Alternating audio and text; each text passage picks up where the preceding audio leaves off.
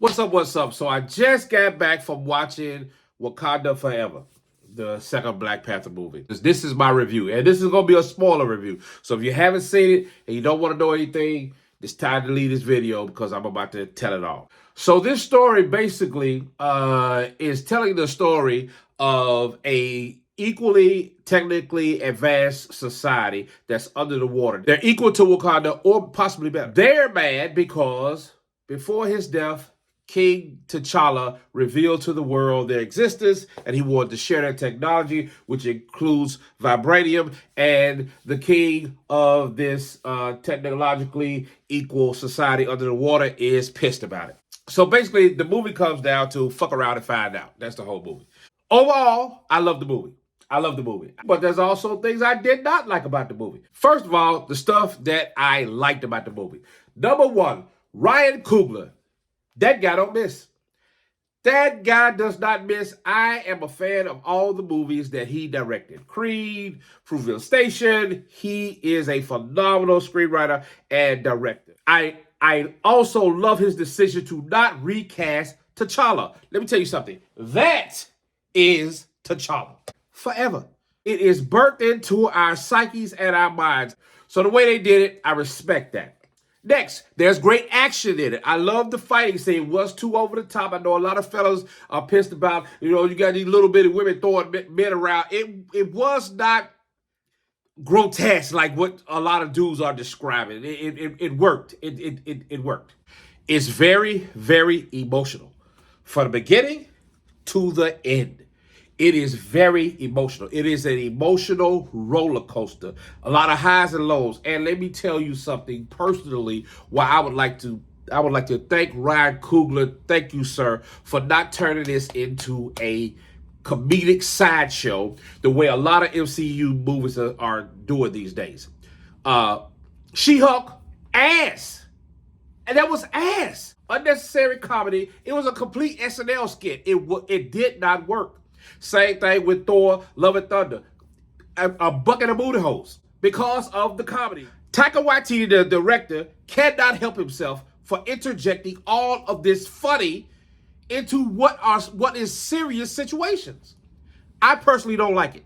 Ryan Coogler did not do this. There was a little bit of comic relief there, but the lows were low where they were supposed to be. This was an emotional film. This was a film about people working through grief.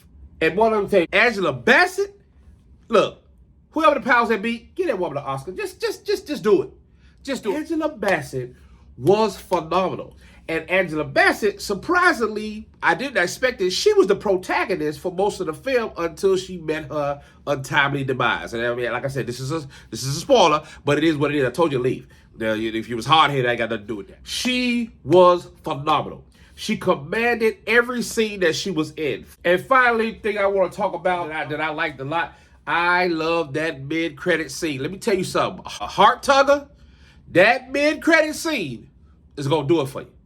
They did their thing with that. The writing was superb on that one. They did their thing with that. That came across exactly the way it should have came across. Okay, those are the things that I like about the movie. Let's talk about what I did not like about this movie. I did not like that the Queen suffered throughout the movie. She did not have one scene where she was uplifted or she was under stress the whole movie. The whole time she was in the movie, Angela Bassett's character was under some kind of stress the whole time.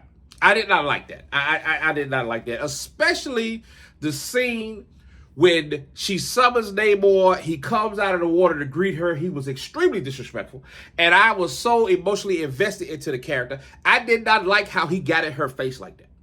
I thought that was so disrespectful. I found myself thinking, somebody better get Mexican Killmonger out my mama's face.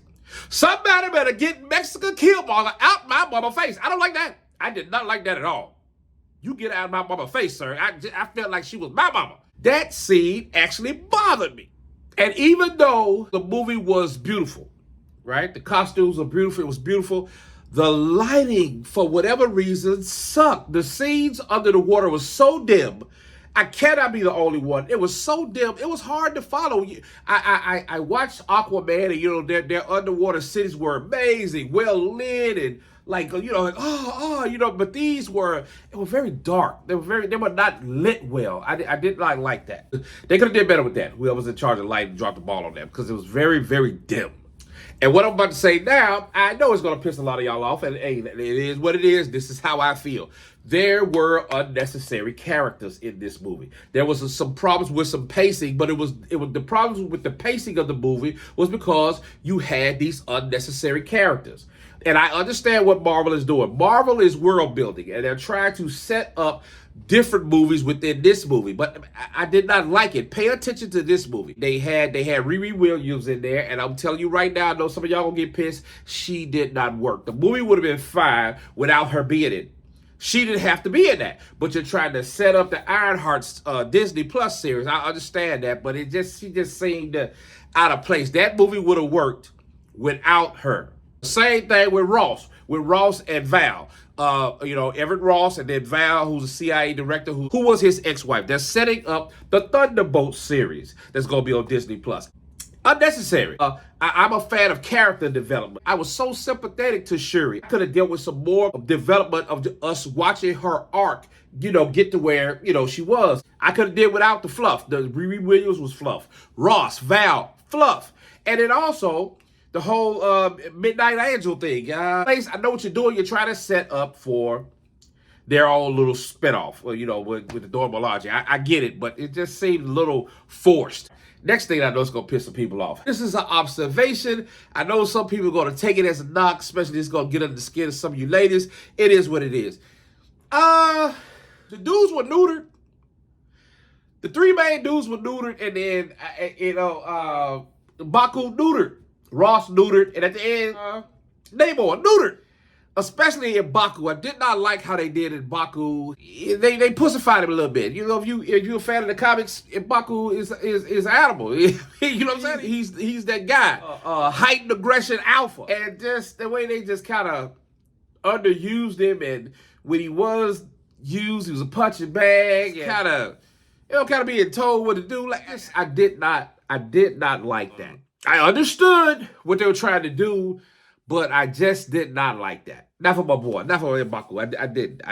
The final knock that I have on the movie, there was a scene where Shuri and Riri Williams got kidnapped by Namor's forces, and they took them back to their underwater world. So the Queen enlisted Nakia to go and find them. And the way they made it look so easy for her to go find them, they had this little vehicle thing that looks like a Yeezy shoe, a Yeezy submarine, and Nakia got into that.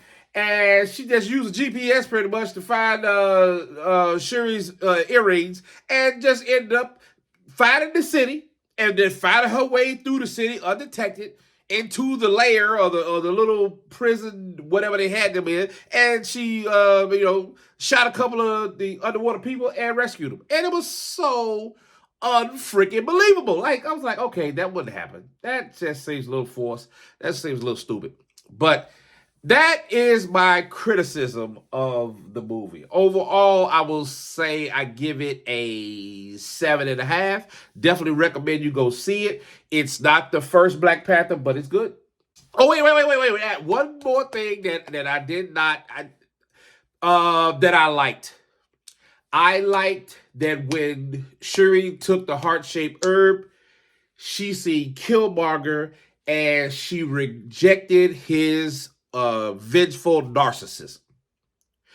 Too often in movies, we embrace the anti-heroes antics and the narcissism. I'm an anti-narcissism dude, and I like how Kamala has prevailed and she rejected that bullshit that he was on.